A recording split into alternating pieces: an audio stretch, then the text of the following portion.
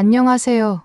여러분, 혹시 다른 나라에서 일하면서 문화 차이 때문에 곤란했던 적 있으신가요? 저는 그 경험을 아주 극적으로 겪은 사람입니다. 제가 처음 발령받았던 상하이는 화려한 도시라는 기대감으로 가득 차 있었지만 현실은 정말 예상 밖이었어요. 지금은 한국에서 일하며 새로운 삶을 살고 있지만 그 여정을 떠올리면 정말 드라마 같다는 생각이 듭니다. 오늘은 제가 중국에서 어떻게 실망하고 한국으로 발령받으며 삶이 어떻게 변했는지 이야기해 볼게요. 먼저 저를 소개하자면 제 이름은 마리예요. 프랑스 파리에서 태어나고 자란 34살 마케팅 전문가입니다. 저는 프랑스 본사에서 글로벌 브랜드의 마케팅 캠페인을 총괄하면서 커리어의 전성기를 누리고 있었어요. 아침이면 생강이 흐르는 파리의 카페에서 에스프레소 한 잔을 마시며 출근했고 퇴근 후에는 친구들과 와인 한 잔을 즐기며 여유로운 일상을 보냈습니다. 파리의 마케팅 업계는 도전적이면서도 체계적이었어요. 목표를 설정하고 팀원들과 함께 치열하게 전략을 짜며 결과를 만들어내는 과정이 저에게는 매우 흥미로웠죠. 일을 하면서 인정받는다는 건 정말 뿌듯한 일이잖아요. 그래서 저는 제 직업에 자부심을 가지고 있었어요. 그런데 어느 날 상사가 저를 불러 이렇게 말했습니다. 마리, 내가 이번에 상하이 지사로 가줬으면 해. 우리 글로벌 브랜드가 중국 시장에 진출하면서 내 전략이 꼭 필요해. 처음에는 설렜어요. 세계적인 도시로 급부상한 상하이에서 새로운 기회를 잡을 수 있다는 생각에 도전 의식이 솟아올랐죠. 파리의 마케팅 경험을 상하이에 전수해 줄 수 있겠다는 기대감으로 비행기에 올랐습니다. 상하이에 도착하던 날, 화려한 스카이라인과 밤하늘을 수놓은 빛나는 고층 빌딩들에 감탄하며 여기서라면 멋진 커리어를 이어갈 수 있을 거야 라고 생각했어요. 하지만 상하이에서의 일상은 제 기대와는 너무 달랐습니다. 잠깐 여러분 그거 아세요? 여러분의 구독, 좋아요, 알림 설정은 저에게 가장 큰 힘이 됩니다. 클릭 한 번으로 제게 큰 힘을 주시길 바라요. 첫 출근 날, 저는 프랑스에서처럼 조직적이고 체계적인 업무 환경을 예상했어요. 그런데 회의가 끝난 후 동료들에게 결정을 재촉하자 내일 이야기하죠 라는 답이 돌아왔습니다. 그 순간 저는 멍해졌어요. 내일이요? 아니, 이건 오늘 결정을 내려야 프로젝트를 진행할 수 있는데요. 하지만 그런 저희 태도는 동료들에게 별다른 영향을 주지 못했어요. 업무 속도가 너무 느렸고 책임을 서로 미루는 분위기였죠. 프로젝트 데드라인이 가까워질수록 불안감이 커졌지만 팀원들은 마치 아무 일도 없는 듯 행동했어요. 제가 혼자 초조해하며 일을 처리하는 동안 동료들은 오후 4시면 차를 마시며 휴식 시간을 즐겼습니다. 한 번은 중요한 회의가 있던 날, 상사에게 준비된 자료를 전달하려 했는데 상사가 그건 다음 주에 해도 돼라며 서류를 던져두고 자리를 떠났어요. 다음 주라니, 이 자료가 이번 주 마케팅 전략 회의의 핵심인데 라고 속으로 소리쳤지만 제 말을 들어주는 사람은 없었습니다. 업무 환경이 비효율적인 것도 문제였지만 무엇보다 힘들었던 건 소통의 어려움이었어요. 저는 중국어를 기본 수준으로만 할 줄 알았고 영어가 업무 언어로 통할 거라 생각했는데 현실은 달랐습니다. 회의 중 제가 영어로 프레젠테이션을 시작했을 때 몇몇 동료들은 대놓고 지루한 표정을 짓거나 심지어 핸드폰을 만지작거렸습니다. 끝나고 나서 한 동료가 웃으며 중국어로 해야 우리 상사가 이해할 텐데 라고 말하더군요. 그 말을 들었을 때 저는 그럼 처음부터 이걸 알려줬어야 하는 거 아닌가? 라고 속으로 분노했어요. 소통 문제는 일상적인 대화에서도 반복되었습니다. 간단한 업무 요청조차 제대로 전달되지 않아 몇 번이나 실수를 저질렀고 그때마다 저를 향한 동료들의 시선은 차가워졌습니다. 업무뿐만 아니라 생활에서도 많은 충격을 받았어요. 가장 잊을 수 없는 건 상하이의 공중화장실이었습니다. 처음엔 시내의 화려한 관광지를 보며 중국은 정말 급성장한 나라구나라고 감탄했는데 화장실에 들어간 순간 생각이 완전히 바뀌었어요. 화장실 칸막이가 없거나 문이 부서져 있는 경우가 많았고 변기 주변은 항상 지저분했어요. 그 정도로 끝나면 다행이었죠. 변기가 없는 화장실도 있었으니까요. 한 번은 출장 중 재래시장을 방문했을 때 근처 화장실을 이용하려다 그대로 뛰쳐나온 적도 있어요. 너무 더러워서 숨조차 쉬기 힘들었거든요. 이런 환경에서 어떻게 살 수 있지? 라는 생각이 들 정도였죠. 거리 역시 마찬가지였습니다. 골목길 곳곳에는 쓰레기가 쌓여 있었고 지나가던 사람들이 길거리에서 담배를 피우는 모습도 너무 흔했어요. 담배 냄새와 경적 소음이 뒤섞인 거리에서 걸어다니는 일 자체가 저에게는 고문이었습니다. 시간이 흐를수록 저는 상하이 생활에 지쳐갔습니다. 열심히 일하려는 의욕도 점점 사라졌고 회사에 대한 실망감은 커져만 갔어요. 그러던 어느 날 회사에서 중국 지사를 축소하고 한국으로 발령을 내겠다는 통보를 받았어요. 솔직히 말하면 처음에는 한국에 대해 별다른 기대를 하지 않았습니다. 중국과 크게 다를 게 있을까?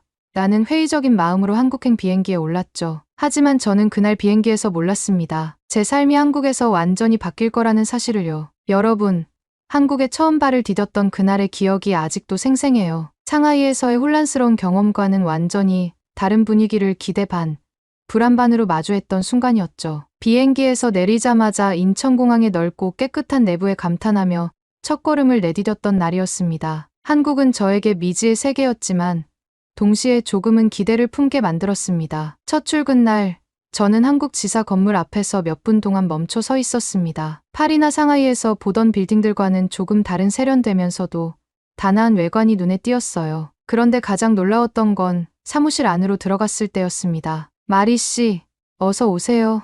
제 이름이 적힌 작은 팻말과 함께 밝은 미소를 지으며 저를 맞이하는 한국 동료들의 모습은 정말 예상 밖이었어요. 상하이에서는 첫 출근 날 제가 누구인지조차 모르는 분위기였거든요. 그런데 한국에서는 다들 저를 기억하고 저를 위한 환영식을 준비해둔 거예요. 작은 케이크와 커피가 있는 간소한 자리였지만 동료들의 진심 어린 환영 인사는 마음을 따뜻하게 만들었습니다. 한국 지사에 오신 걸 환영합니다.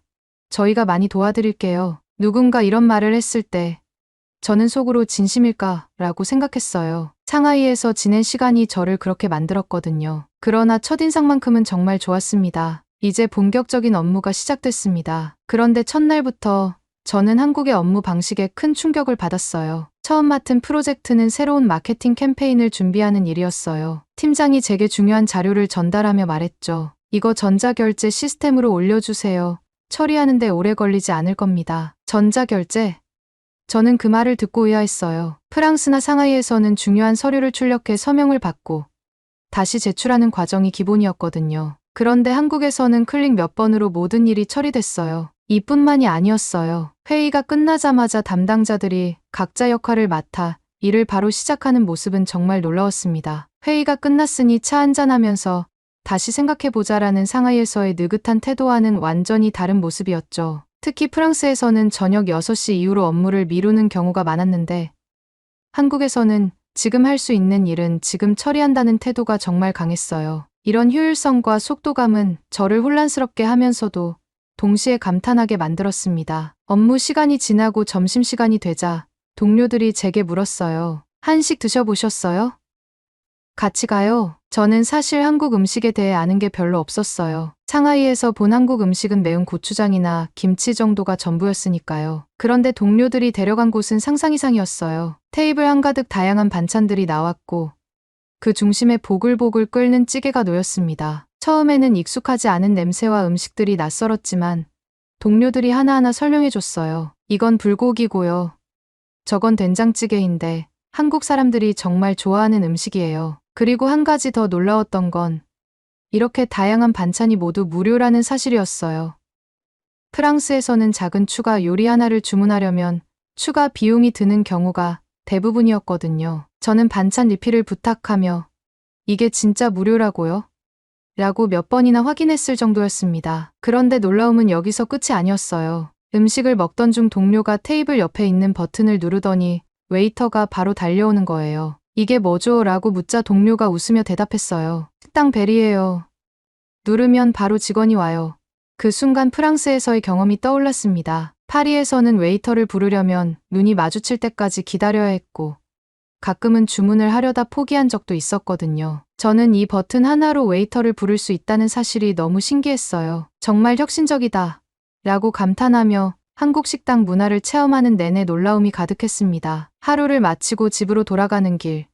저는 한국의 대중교통 시스템에서도 놀라운 경험을 했습니다. 지하철을 타고 이동하던 중 승객들이 질서 정연하게 줄을 서서 타고 내리는 모습은 프랑스나 상하이와는 완전히 달랐어요. 특히 깨끗한 지하철 내부와 역사의 편리한 안내 시스템은 처음 한국에 온 저에게 깊은 인상을 남겼습니다. 그리고 그날 밤, 저는 또 다른 놀라운 사실을 알게 됐어요. 늦은 시간에 배가 고파 근처 거리를 나섰는데 밤에도 거리 곳곳이 환하게 밝혀져 있었고 골목길조차 안전하다는 느낌이 들었죠. 그뿐만 아니라 24시간 영업하는 식당들이 많아 늦은 시간에도 따뜻한 밥을 먹을 수 있었어요. 이런 시간에 밥도 먹을 수 있고 술도 마실 수 있다니. 프랑스에서는 이 시간에 대부분의 식당이 문을 닫았고 상하이에서는 늦은 밤에 혼자 다니는 건 상상도 못할 일이었어요. 이런 소소한 것들이 쌓이면서 저는 한국이라는 나라가 단순히 체계적인 것뿐만 아니라 배려 깊은 나라라는 생각이 들었어요. 그날 밤 저는 마음속으로 이렇게 다짐했죠. 여긴 정말 다르다. 앞으로 내가 더 많은 걸 배우고 경험할 수 있겠구나. 한국에서 적응해 가던 어느 날 제 커리어에서 가장 충격적이고도 잊을 수 없는 사건이 일어났습니다. 열심히 준비했던 프레젠테이션을 상사가 갑자기 빼앗아 가는 것 같은 상황이었죠. 그때는 정말 배신감을 느꼈고 내가 괜히 여기까지 와서 고생하는 건가 싶을 정도로 속상했어요. 하지만 나중에 모든 진실을 알게 되고 한국의 진짜 배려 문화를 깨닫게 되었죠. 한국 지사에서 한 달쯤 지났을 때 저는 드디어 큰 프로젝트를 맡게 되었어요. 새로운 상품을 홍보하기 위한 마케팅 캠페인 전략을 제안하는 프레젠테이션이었죠. 마리 씨,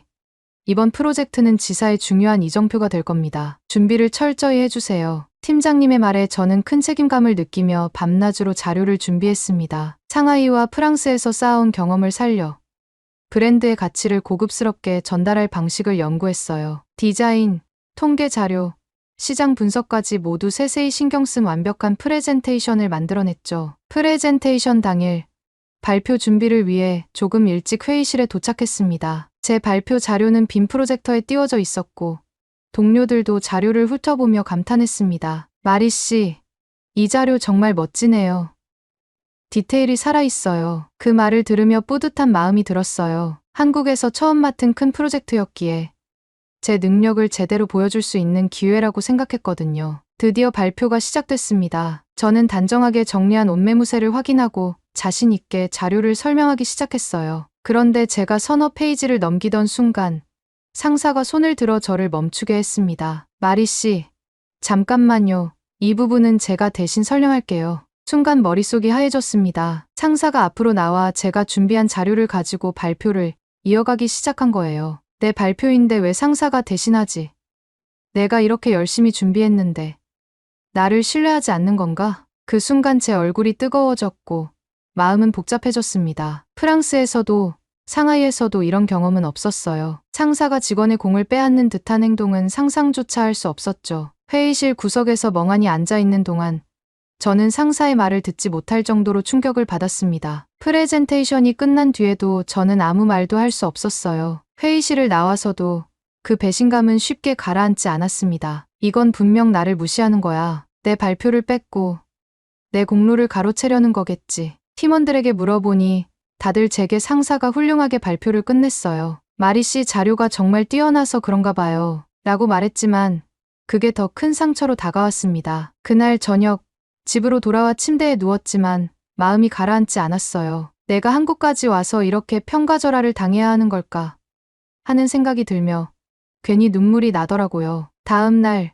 상사가 제 자리에 다가왔습니다. 마리 씨, 어제 발표 잘 봤습니다. 수고 많으셨어요. 저는 속으로 그럴 거면 제 발표를 왜 막았냐고요 라고 소리치고 싶었지만 고개를 끄덕이며 아무 말도 하지 않았어요. 제 표정이 굳어 있었는지 상사가 저를 회의실로 따로 부르더라고요. 어제 발표에 대해 할 이야기가 있습니다. 마리 씨, 어땠나요? 저는 솔직히 속상했다는 말을 했습니다. 저는 제가 준비한 자료를 제 방식대로 발표하고 싶었습니다. 그런데 중간에 발표를 멈추게 하셔서 솔직히 실망스러웠습니다. 그러자 상사가 미소를 지으며 제게 이렇게 말했습니다. 마리 씨, 그건 당신의 능력을 보여주기 위한 결정이었어요. 한국에서는 상사가 직접 나서서 발표를 하면 팀 전체가 더 강한 신뢰를 받는 경우가 많습니다. 제가 발표를 이어받은 건 당신 자료의 완성도가 매우 높아서 회사의 신뢰를 이끌어내고 싶었기 때문입니다. 그리고 당신이 만든 자료라는 걸 충분히 강조했어요. 저는 깜짝 놀랐어요. 상하이에서는 상사가 앞에 나선다는 건 직원을 무시하거나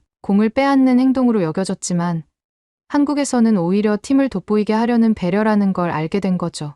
며칠 후 본사에서 한국 지사의 프로젝트가 매우 성공적이었다는 연락이 왔습니다. 프레젠테이션에 사용된 자료가 훌륭했고 한국 지사가 잘 준비되었다는 평가가 내려졌어요. 팀원들이 모두 박수를 치며 기뻐할 때 상사가 저를 보며 이렇게 말했습니다. 이 프로젝트의 주역은 마리 씨입니다. 정말 수고 많았어요. 그 순간 저는 깨달았습니다. 상사가 제 공로를 빼앗으려는 게 아니었다는 거요. 상사는 팀 전체를 돋보이게 하려 했고 저를 더욱 빛나게 해주고 싶었던 거였어요. 상사의 발표 덕분에 팀이 성공을 거두었고 그 과정에서 제가 더 큰 평가를 받을 수 있었던 겁니다. 그날 밤 저는 프랑스 친구에게 이렇게 메시지를 보냈습니다. 알랭, 한국은 정말 달라. 상사는 나를 누르려는 게 아니라 오히려 더 빛나게 해주는 사람이야. 상하이에서는 절대 이런 경험을 할 수 없었을 거야. 내가 여기 와서 정말 많은 걸 배우고 있어. 그 사건 이후 저는 한국의 업무 문화와 배려를 더 깊이 이해하게 되었고 동료들과도 훨씬 가까워졌습니다. 한국에서는 단순히 개인의 능력만이 아니라 팀워크와 관계 속에서 함께 빛나는 것이 얼마나 중요한지 깨달은 순간이었죠. 한국에서 지내며 가장 크게 느낀 건 일상 속에서 작은 행복을 발견하는 법이었어요. 퇴근 후 한강 공원을 천천히 걸으며 노을을 바라볼 때면 프랑스에서 즐기던 생강의 풍경과는 또 다른 고요함과 평화로움이 느껴졌죠. 대중교통을 이용할 때도 사람들이 질서 정연하게 줄을 서고 깔끔한 지하철과 편리한 시스템 덕분에 이동 자체가 스트레스가 아니라 여유로운 시간이 되었어요. 그리고 무엇보다 늦은 밤에도 문을 연 식당에서 따뜻한 밥을 먹거나 가볍게 술 한 잔을 즐길 수 있다는 게 너무나 신기했어요. 프랑스에서는 밤늦게 이런 걸 상상하기 힘들었거든요. 한국에서 보낸 이런 평범한 하루들이 저를 바쁘게만 살던 이전과는 달리 소소한 즐거움과 여유를 느끼게 해줬습니다. 한국에 처음 왔을 때는 동료들과 거리를 좁히는 게 쉽지 않았어요. 하지만 시간이 흐를수록 그들과의 관계가 단순한 직장 동료를 넘어 더 특별한 의미로 다가왔어요. 한 번은 동료가 이렇게 말했죠. 마리 씨, 처음에는 우리 문화가 낯설게 느껴지셨을 텐데 이제는 정말 한국 사람 같아요. 저희도 마리 씨 덕분에 많이 배웠어요. 그 말을 듣고 저도 모르게 눈물이 날 뻔했어요. 처음에는 외롭고 낯설었던 제가 이제는 이곳에서 인정받고 있다는 사실이 정말 큰 위안이 되었거든요. 한국에서의 생활에 적응해갈 무렵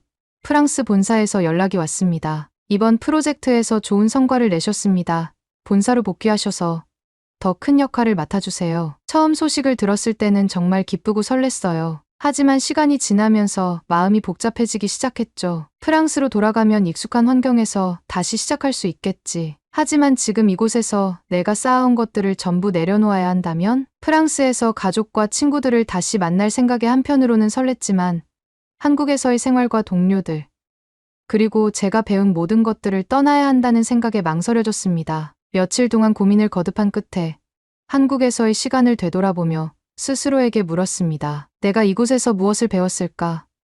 여기서의 경험이 내게 어떤 의미가 있었을까? 첫째는 함께하는 힘의 중요성. 한국에 오기 전에는 혼자서 잘하는 게 가장 중요하다고 생각했어요. 하지만 여기에서 저는 함께 일하고 서로를 돕는 팀워크가 얼마나 큰 힘을 발휘하는지 배웠습니다. 모두가 함께 만들어가는 과정이 혼자보다 훨씬 더 멋진 결과를 낼 수 있다는 걸 깨달았죠. 두 번째는 따뜻한 배려. 한국에서는 일상적인 대화 속에서도 상대방을 배려하는 마음이 묻어났어요. 업무에서도 회식 자리에서도 동료들은 늘 제가 잘 적응할 수 있도록 도와줬고 제가 어려움을 겪을 때 먼저 손을 내밀어 줬어요. 이건 제가 프랑스나 상하이에서는 쉽게 느끼지 못했던 부분이었어요. 세 번째는 나 자신을 더 이해하게 되다. 한국에서의 경험은 단순히 직장에서만 영향을 준 게 아니었어요. 이곳에서 저는 새로운 시각으로 나를 돌아볼 수 있었고 이전에는 몰랐던 내 모습을 발견할 수 있었습니다. 며칠 뒤 저는 프랑스 본사에 이메일을 보냈습니다. 이번 제안을 주셔서 감사드립니다. 하지만 저는 한국에서 더 많은 것을 배우고 싶습니다. 이곳에서 제 커리어와 삶을 이어가고자 합니다. 결정을 내리고 나니 마음이 한결 가벼워졌습니다. 동료들에게 이 소식을 전했을 때